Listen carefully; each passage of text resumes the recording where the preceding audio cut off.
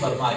عامل تو ہر جگہ پہ ہوتے ہیں، کامل کہیں کہیں نصیب ہوتے ہیں، اور اگر کاملوں کے قدموں میں بیٹھنا نصیب ہو جائے، کاملین کی میت اور رفاقت نصیب ہو جائے، تو کاملین کی میت میں بیٹھنا ہی ناقص انسان کو کامل بنا دیتا ہے۔ تو اس وجہ سے ایک عورت حضور غوث العالم صغیر رحمۃ اللہ تعالیٰ علیہ آپ کے قدموں میں آئی اور اپنے بیٹے کو سامنے کر کے کہنے لگی کہ میں نے دیکھا ہے میرے بیٹے کا دل جو ہے وہ آپ کی جانب کھینچا چلا جاتا ہے، میرے بیٹے کے دل کا تعلق آپ کے دل سے ہے۔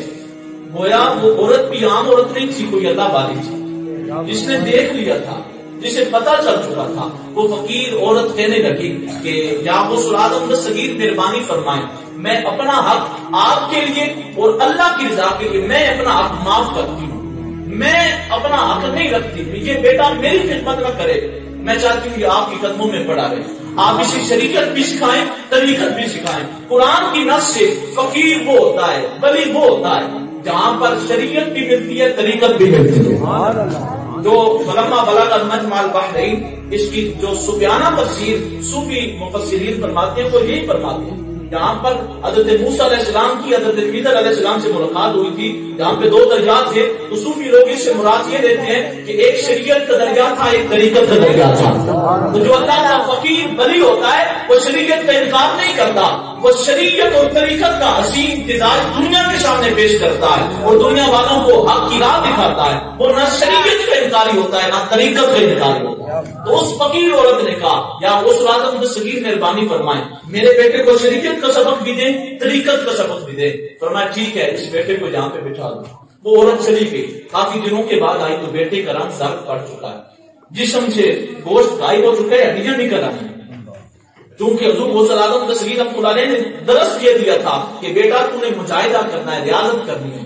ریاضت مجاہدے یوں تو حاصل نہیں ہوتے کہ بندہ صبح بھی ٹک کے کھائے، دوپہر کو بھی ٹک کے کھائے، شام کو بھی ٹک کے کھائے، اور اتنا کھائے کہ معدہ خراب ہو جائے، جسم تباہ برباد ہو جائے، اور بندہ کہ جی میں فقیر بھی بننا چاہتا ہوں۔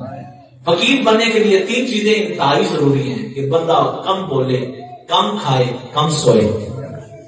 دعا کریں اللہ پاک ہمیں یہ تینوں توفیقیں اللہ نصیب فرمائے۔ یہ توفیقات نصیب ہوگی، کم کھانا، کم بولنا، کم سونا، تو انشاءاللہ ہمیں حق کا راستہ بھی نصیب ہو جائے گا۔ تو حضور غوث العالم صغیر رحمۃ اللہ علیہ نے چونکہ درس دیا تھا کہ ریاضت بھی کرنی ہے، مجاہدہ بھی کرنا ہے، تو اس وجہ سے اس بیٹے کا رنگ زرد پڑ چکا ہے، جسم سے گوشت غائب ہے، ہڈیاں نکل آئی ہیں، اور بیٹا کیا کر رہا ہے؟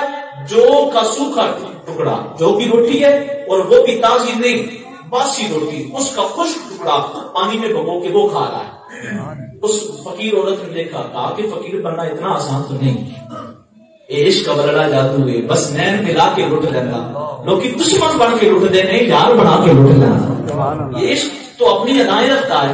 تو ماں کہنے لگی کوئی نہیں، خیر ہے، اس نے عاشق بننا ہے، اب عاشق بننا اتنا سوکھا کام تو نہیں۔ اور میں نے ایک فقیر کی کتاب سے پڑھا کہ زیادہ تر ولی وہ عاشق ہیں، بہت کم ولی ایسے ہیں جو محبوب ہیں، اور محبوبوں میں ایک نام خواجہ نظام الدین محبوب الہی کا ہے، ایک نام حضور غوث العالم صغیر رحمۃ اللہ علیہ کا ہے۔ چند اور ولی بھی ہیں جو محبوبیت کی مسند پہ فائز ہیں، اور ان تمام محبوب اولیاء کے جو سردار ہیں وہ حضور غوث العالم صغیر شیخ عبد القادر جیلانی رحمۃ اللہ علیہ۔ تو ان محبوب الاولیاء اور سید المحبوب الاولیاء حضور غوث العالم صغیر رحمۃ اللہ تعالیٰ علیہ، ان کے بارگاہ میں جانے والی وہ فقیر عورت بیٹے کی حالت کو دیکھ کر کہنے لگی فقیر بننا ہے تو خیر ہے، جو کی سوکھی روٹی کھاتا ہے، فقیروں کے دربارے پہ یہی کچھ ملتا ہے۔ جب آگے بڑھی نا تو اس نے دیکھا کیا، حضور غوث العالم صغیر رحمۃ اللہ تعالیٰ علیہ آپ نے نا بالکل تازی بھونی ہوئی مرغی کھائی ہے اور اس کی ہڈیاں سامنے پڑی۔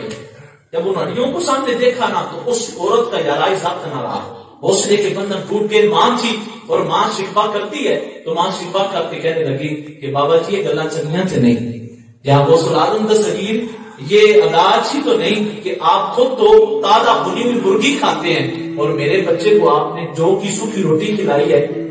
آپ اگر خود یہ کھا رہے ہیں تو اپنے شاگردوں سے، بچوں سے بھی ایسے ہی سلوک کریں۔ حضور غوث العالم صغیر نے سمجھانا تھا شریعت کس کو کہتے ہیں، طریقت کس کو کہتے ہیں، اور فقیری کا جو مقام ہے وہ کتنا بلند مقام ہے۔ آپ خاموش رہے، اس عورت کو کوئی جواب نہیں دیا۔ آپ نے وہ جو ہڈیاں جمع تھی ایک برتن میں، آپ نے وہ برتن پکڑا، پکڑ کے ان ہڈیوں کو اشارہ کر کے فرمایا قومی باذن اللہ الذی یحیی العظام وہی رمیم، اے ہڈیوں اس اللہ کے نام پر جو اللہ وہ سیدھا ہڈیوں کو زندگی عطا فرماتا ہے، زندہ ہو جاؤ، اسی وقت ان ہڈیوں پر گوشت لگا، زندہ مرغی کبھی ادھر جاتی ہے کبھی ادھر جاتی ہے، کوئی جس مرغی کو کھایا تھا وہ زندہ ہوئی اور وہاں پہ حرکت کرنے لگی۔ آپ مسکرائے، فرمایا خدا کی بندی تیرا بیٹا بھی فقیر بننے کے ابتدائی مراحل میں ہے، جب وہ اس مقام پر پہنچ جائے گا کہ مردہ اور کھائی ہوئی مرغی کو زندہ کر سکے کہ وہ بھی جو کی روٹی نہیں کھائے گا، وہ بھی بنی ہوئی مرغی کھائے گا۔ تو اس وجہ سے ان مزاروں کو دیکھ کر، ان چراغاں کو دیکھ کر، ان خوشبوؤں کو دیکھ کر آج کا میلہ ہم سب کا جی تو لگ جاتا ہے، ہمارا بھی جی کرتا ہے ہم بھی دنیا سے جائیں اور ہمارا جنازہ امیر المجاہدین جناب خاتم النبیین علامہ حافظ خادم حسین رضوی رحمۃ اللہ علیہ جیسا ہو۔